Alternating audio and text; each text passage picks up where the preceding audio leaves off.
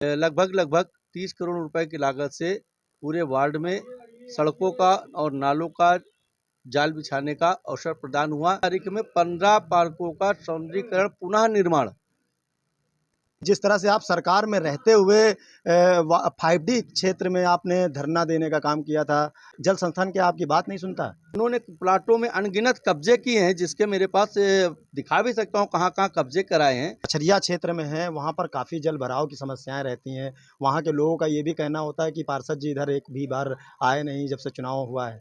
आपके ही परिवार से एक लोगों ने और पर्चा दाखिल किया है, इसके लिए क्या कहना चाहेंगे? नमस्कार दोस्तों, मैं हूं आपका दोस्त विनय गुप्ता और आप देख रहे हैं यूपी जनसंवाद लाइव। और आज हम हैं कानपुर के नौबस्ता के वार्ड 63 में, और वार्ड 63 में हम लोग आए हैं जानकारी लेने की किस तरह से वार्ड 63 का माहौल है। पार्षदी का नगर निकाय का चुनाव चल रहा है और इस समय हमारे साथ मौजूद हैं वार्ड 63 के पार्षद दुर्गा प्रसाद गुप्ता जी। आइए पूछते हैं। भैया नमस्कार। नमस्ते भाई साहब। ये बताइए, आप पार्षद रहे हैं और अपने कामों को गिनाइए, क्या क्या आपने पार्षद अपने 5 साल के कार्यकाल में क्या क्या काम किया? आपके माध्यम से सर्वप्रथम तो मैं भारतीय जनता पार्टी के शीर्ष नेतृत्व व अकबरपुर के लोकप्रिय जनप्रिय सांसद हमारे पितातुल अग्रज परम श्रद्धेय श्री देवेंद्र सिंह भोले जी का, कि जिन्होंने सभी लोगों ने मुझ पर पुनः दोबारा विश्वास जता करके भारतीय जनता पार्टी का सिंबल दिया और अपना भरोसा जताया। इसके लिए भारतीय जनता पार्टी के शीर्ष नेतृत्व को बहुत बहुत हृदय से आभार। और जैसा आपने पूछा कि 5 सालों में मैंने क्या किया, 5 सालों में मुझे जब 1 दिसंबर 2017 को हमारे वार्ड 63 नौबस्ता पूर्व की सम्मानित जनता ने अपना आशीर्वाद और प्यार देके अपनी सेवा करने का अवसर दिया, तो मुझे ऐसा लगता है कि मैंने 5 साल में जात पात भेदभाव, धर्म से ऊपर मित्र और शत्रु के भेदभाव को खत्म करते हुए मैंने अपनी प्रथम नींव उसी स्थान से रखी। पहली सड़क का निर्माण वहीं पर नारियल फोड़ा था जहां से मुझे एक भी वोट नहीं मिला था, वो ब्यूरेपुरवा है। और राजीव नगर के पास में डॉक्टर भिखारी की गली से पहले अंदर की गलियों को मैंने करीब करीब 74 लाख रुपए की लागत से कार्य प्रारंभ किया है, जहां से मुझे एक भी वोट नहीं प्राप्त हुआ। दूसरा, आज सौभाग्य का विषय है कि मुझको पूरे 5 वर्ष में लगभग लगभग 30 करोड़ रुपए की लागत से पूरे वार्ड में सड़कों का और नालों का जाल बिछाने का अवसर प्रदान हुआ।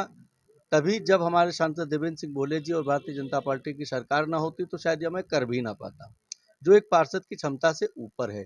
ये तो हुआ आपकी सड़कों और नालों का जाल। जिस वक्त मुझको यह वार्ड 1 दिसंबर 2017 को प्राप्त हुआ तो यहाँ पर पार्क के लिए जगह तो थी, केडीए ने दे रखी थी, लेकिन वो पार्क है कि कूड़ा घर इसका मुझे भान नहीं था, ज्ञान ही नहीं था कि कूड़ा घर है कि पार्क है। आज की तारीख में 15 पार्कों का सौंदर्यीकरण पुनः निर्माण करीब करीब 1.5 करोड़ रुपए की लागत से संपन्न हो चुका है। 3 पार्कों का बजट सैंक्शन हो गया है, फाइल सैंक्शन हो गई, जो कि मछरिया का नौटंकी पार्क, आवास विकास ऑफिस के पीछे का पार्क, और एक अभी पातालेश्वर महादेव मंदिर के सामने परशुराम वाटिका पार्क बनाने का मेरा लक्ष्य है, जिसका कि बजट गवर्नमेंट से पास हो गया, वर्क ऑर्डर जारी, चूंकि चुनाव होने के कारण आचार संहिता की वजह से उस कार्य का शुभारंभ नहीं कर पाया।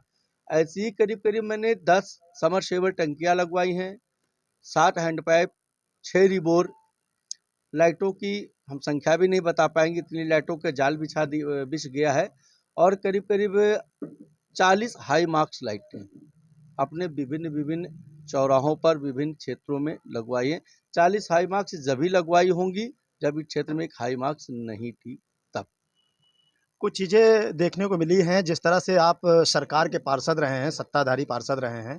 कुछ चीज़ें आपकी कई 1-2 वीडियो मैंने देखी है कि जिस तरह से आप सरकार में रहते हुए 5D क्षेत्र में आपने धरना देने का काम किया था।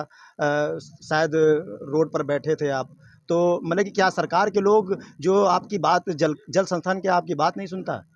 जल संस्थान का इसमें सरकार का कोई नहीं, यह लोकतंत्र का पर्व है और लोकतंत्र भी है, सबको अपनी बात रखने का अधिकार है।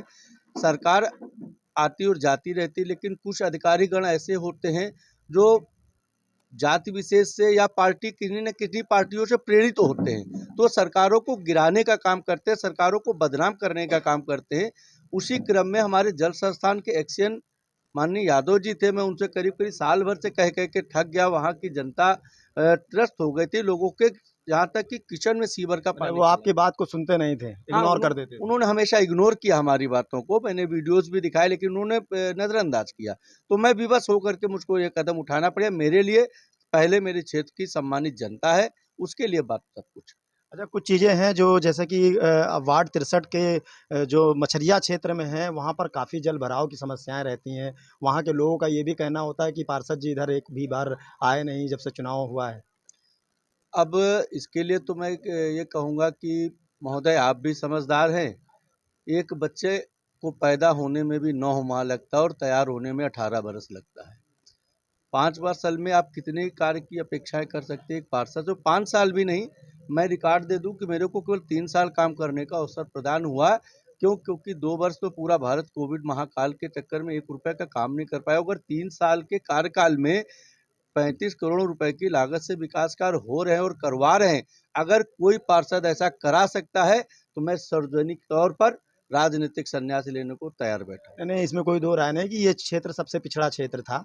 और एक लास्ट सवाल भैया कि जैसा कि अभी कल सूचना मिली कि आपके ही परिवार से एक लोगों ने और पर्चा दाखिल किया है, इसके लिए क्या कहना चाहेंगे? देखिए, ये लोकतंत्र है, कुछ चुनावी व्यवस्थाएँ होती हैं, वो भतीजी है हमारी, बेटी है, उसकी इच्छा थी नामांकन दर्ज करने की, तो कभी-कभी कुछ त्रुटियाँ भी हो जाती हैं नामांकन पत्र भरने के लिए, तो उसके भी तहत ऐसा राजनीतिक व्यवस्थाएँ की जाती हैं। वो बच्चा है, उसने दाखिल कर दिया, ऐसी कोई व्यवस्था नहीं थी कि चाची के खिलाफ भरा है या कोई एंटी है व्यवस्था है, भर दिया, भर दिया। मतलब लोकतंत्र के पर्व को लेकर उन्होंने पर्चा दाखिल किया। हाँ, लोकतंत्र के पर्व को लेकर के देखें क्या होता है अंकल मैं भी करके देखती हूँ, लेकिन उसी में मैं एक बात एक्स्ट्रा आपको बताना चाहूँगा परसों जब नामांकन हमने 24 तारीख को दाखिल कराया नगर निगम में, तो वहाँ के पत्रकार बंधुओं ने हिंदुस्तान अखबार और दैनिक जागरण ने इसको प्रमुखता से प्रकाशित किया दूसरे दिन कि चाची और भतीजी ने किया नामांकन। इसको लेकर के अभी कल एक और घटनाक्रम हुआ हमारे वार्ड में, शायद आपके संज्ञान में नहीं है, कि यह जब छाया प्रति में आया अखबारों में छपा, तो हमारे क्षेत्र के तथाकथित अभी पार्षद प्रत्याशी कहूँगा, जो कि 302, 396 अनगिनत धाराओं में पंजीकृत हैं, उम्र कैद की सजा याफ्ता हैं, उनके एक प्रबल समर्थक शिवम त्रिवेदी जी ने उस फोटो की कटिंग को फोटो खींच के अपने फेसबुक आईडी से इतनी अभद्र टिप्पणियां करी कि उन्होंने उस टिप्पणी पर फेसबुक में आईडी में डाला कि एक वार्ड से 2 नामांकन, वार्ड 63 में क्या हो रहा है? चाचा चाचा चले भोले की माया से, भोले यानी माननीय सांसद देवेंद्र सिंह भोले जी, चाचा चले भोले की माया से और भतीजी चुनावी मैदान में अपनी काया से। काया यानी जिस्म, काया यानी शरीर। अब ऐसे तुच्छ तरह की सोच जो कल तक क्षेत्र में भय का व्याप्त माहौल प्राप्त कराए थे, जो गुंडागर्दी करा करते थे, जिन्होंने प्लाटों में अनगिनत कब्जे किए हैं, जिसके मेरे पास दिखा भी सकता हूँ कहाँ-कहाँ कब्जे कराए हैं।